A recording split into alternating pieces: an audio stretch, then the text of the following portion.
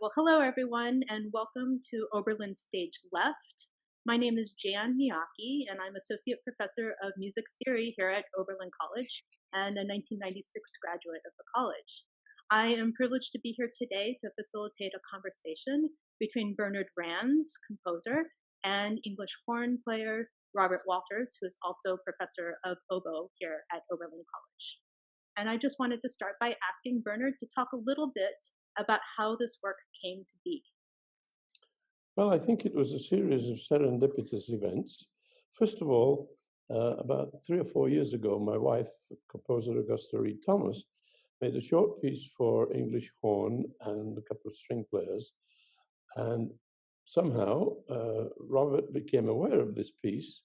Well, it was published, but he found it and liked it and performed it and recorded it with colleagues from the Cleveland Orchestra, where he is, as you know.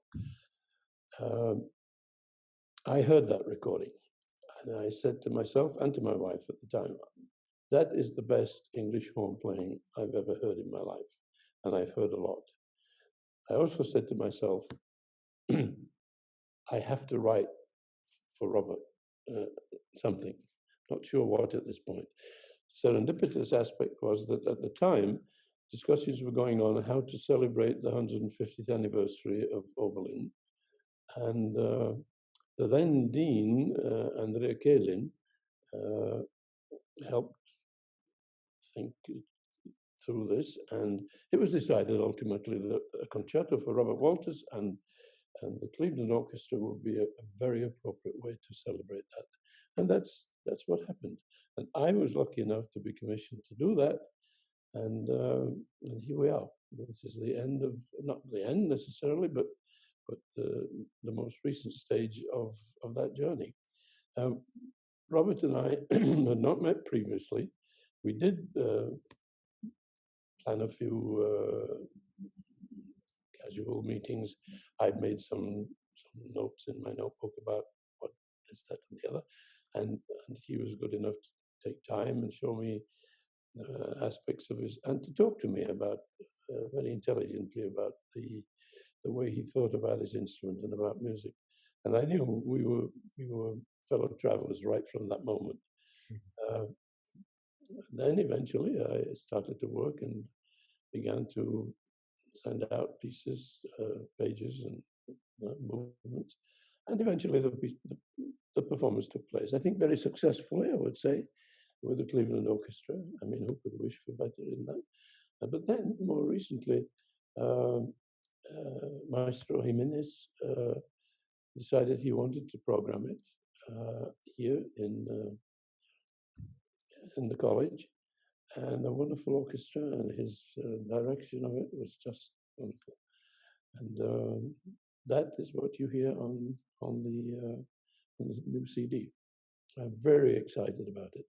I have a lot of CDs, as we both do, Robert and I, but this is going to be a treasure one, because at every stage, I think it was executed at the highest possible musical, sensitive, intelligent level. You know, it's interesting, the word serendipity that Bernard used, and it was truly a piece of timing. The idea of a commission with the Cleveland Orchestra was being discussed at Oberlin, and just at that time, Bernard wrote to me after he'd heard the recording I did of Pilgrim Soul that Augusta Reed Thomas wrote, and he just, like he said that was just tremendous playing. I would love to write a piece for you. I'm not sure what, but would you be interested? And he just tossed that email to me, and it was the next morning. I just happened to be in the dean's office and talking about this, and I said, Andrea, I just got this email from Bernard Rands, and she lit up. She said, "Oh my God, I love his music." And I said, "Well, he seems to have some interest in writing for me." He says, "Let's go with that. Start, running with that." Actually, David Stull had started the idea of the commission, and then she took it up as, let's do this for the 150th anniversary. And the timing just worked out, and we got a premiere with the Cleveland Orchestra, which was a thrilling piece. I've never played a piece that has never existed before. And Bernard does not write at the piano and then orchestrate. He goes straight to the orchestral score. So I had to beg him to make me a piano reduction, which I played for my studio class. I gave it on a recital at a master class I gave at Carmel, and just to sort of get the structure and the drama of the piece. But the first rehearsal with the Cleveland Orchestra was on a Tuesday morning, and the first performance was on a Thursday night. So there was not a lot of time for me to assimilate the experience of this piece with the full orchestra. And the execution level of the Cleveland Orchestra was tremendous, and it was a thrilling performance. But then when we did it, we came back and we did it with the Oberlin Orchestra. It was no longer the premiere, right? The piece that had existed for a while, and Maestro Jiménez had recording, but we talked about the performance. He says, yes, this was great, but what if we tried this? What he hit some different ideas about it. It made me rethink the piece. And then when he prepared the Oberlin Orchestra, when Cleveland did it, they had 2 days of rehearsal and public performance. Oberlin rehearsed it for the whole semester, knowing that they were going to record it. And so they had time to, as an ensemble, sort of ingest it and understand it and feel it. So actually, when we did the performance with the Oberlin Orchestra, I was just shocked at the piece, because it felt like it had existed, right? It was no longer the premiere. We were playing standard rep for the instrument, right? and the orchestra on stage all had it in the bloodstream, and Raphael Jiménez had it in his DNA, and so it was a thrilling experience to then re-perform it and to get a recording that now exists of a piece that Oberlin created and collaborated with Cleveland Orchestra, with Bernard Rands and with me. And now it's part of the repertoire, and other people are playing it. Yes, as a matter of fact, day after tomorrow, Saturday, it was scheduled here in Chicago for performance. That's been cancelled, of course, because of the wretched virus that's disrupting our lives. Last year, it had its European premiere with the BBC Philharmonic Orchestra in Manchester. And so it's... I think I agree with Robert, actually. I think it's a repertoire piece. Yeah. It's so exciting, and it's wonderful for our students to have that opportunity to see a repertoire piece be birthed and understood deeply.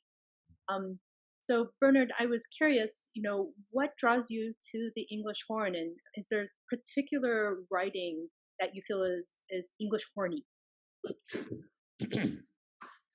It's nothing to do with being English, as you well know. No, I love all of the instruments of Western music culture. Of course, I love orchestras. I grew up with orchestras, and somehow, as a teenager, they got into my bloodstream. I've conducted a lot of orchestras, and I don't have any ambition in that direction, but it's a very, very special relationship to the musicians of an orchestra. Imagine 80, 90 people, maybe most of whom, since they were high, were going to be soloists, but now they're part of a community of performers. It's a complex phenomenon, but every one of them wants to play at their best, their level. And depending on who's on the podium, not me, but the really great conductors, that's what they do. They play at their very, very best. And they're so proud to do that, and they don't shortchange and so on.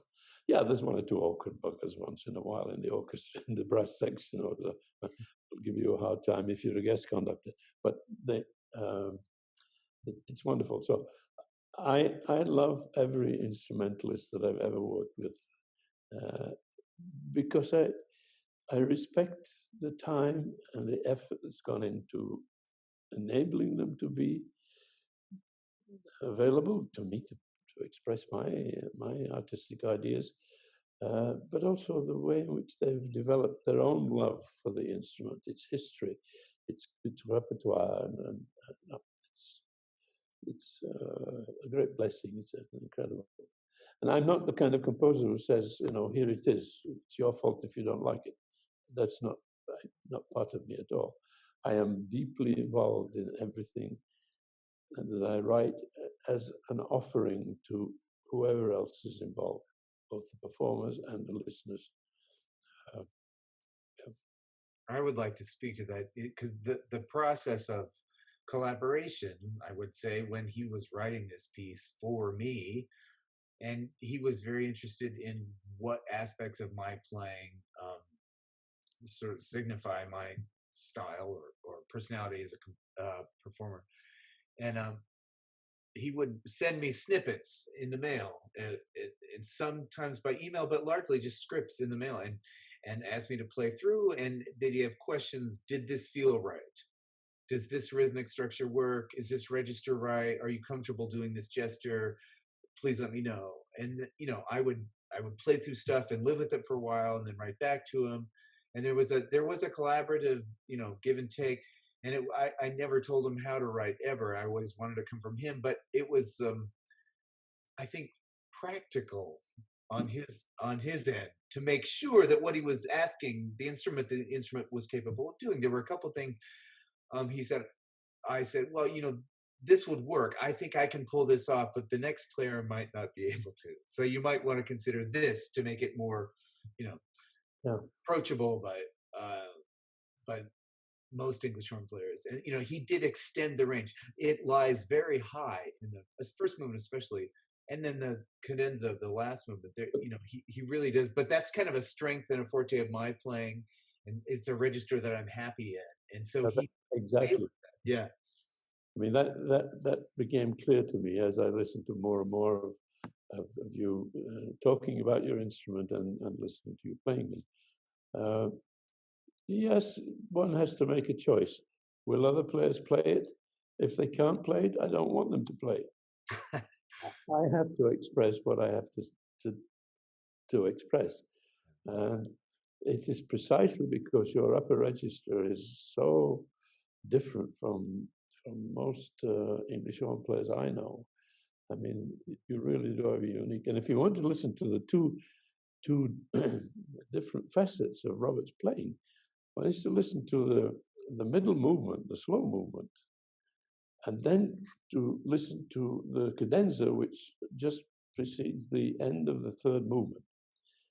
Quite different in many ways. There's a different virtuosity, but in the slow movement, there is a deep, penetrating understanding of an emotional grounding that swells up from the harmony, from the melodies, from the accompaniment of the orchestra, from every aspect of the composition. And in the cadenza, there is every detail of what this instrument is actually capable of doing when Robert Walters plays it. Well, one of the things I like about this concerto is that he doesn't typecast the English horn. Often we just get the slow, sad melodies. My mother used to refer to it as anguish horn. I played the Metropolitan Opera for 4 years, and whenever there's an opera solo, it's basically it's love or death, right? That's what the English horn does. But this concerto, it has that mournful, sort of plangent quality in the slow movement, but the outer movements are very fleet and athletic, and just there's so much character and technique, and you just feel, oh, I didn't know an English horn could do that. So it was, I had a lot of fun sort of getting out of the comfort zone of the instruments. Yeah, on that point about the slow movement, subsequently, after the Cleveland performance, I made another piece in which the English horn plays exactly the line of the second movement, but with string quartet. I made a transcription of the orchestra for string quartet. The piece is called Music for Shoko, and Robert has recorded that. It's available on the British label Lyrita. It's a beautiful recording, and that's also an important aspect of my work, to be able to make a transcription from one possibility to another. This is great that we're talking so much about the second movement because that's the track that we're going to be previewing right Oh, good. Oh, after good. the presentation here, Yeah. which is wonderful. And I hope everyone will take a listen to it. The actual CD is released, well, not the physical form of it, but electronically, it's going to be released by the Oberlin label on April 24th. And you can have access to it through Amazon.com or iTunes. And it's just a splendid piece. I remember being at the premiere and just being blown away by the gorgeousness of all of it. So One other thing, which I think is important about the recording. When I was in Oberlin during the time that we were recording with the orchestra, Tim Weiss, the wonderful director of the Contemporary Music Ensemble, said to me, "Oh, I'm playing your Canti del Sole in Norway in the fall." I said, "Oh, that's lovely." Well, again, serendipitously or whatever went on, decided to fill up the CD with a performance. He brought the Norwegian tenor that had done Canti del Sole with him in Norway, and we recorded the Canti del Sole. Again, and there are now, I think, 5 or 6 recordings of Canti del Sole between the chamber version and the orchestra version. This is another typical Tim Weiss beauty. Perfect. And let me also say, in all of this, because we are so dependent on colleagues with different skills from our own, but Paul Eachus, for example, the recording engineer, he's one of the best in the profession. Absolutely meticulous and a joy to work with, and helped us so much to produce this CD the way it is. that's wonderful. Oberlin is home to so many talented people. We're so grateful for your long relationship with Oberlin, Bernard. And of course, Robert, to have you here as our professor of oboe. Thank you both so much for your time this evening. I think a lot of people are really going to enjoy hearing the composer and the premier performer speaking about a work. And I know as a scholar, these kinds of documents are just invaluable to me. So thank you so very much. And those of you watching, please enjoy the second track from our upcoming CD on the Oberlin label, a Bernard Rands Concerto for English Horn.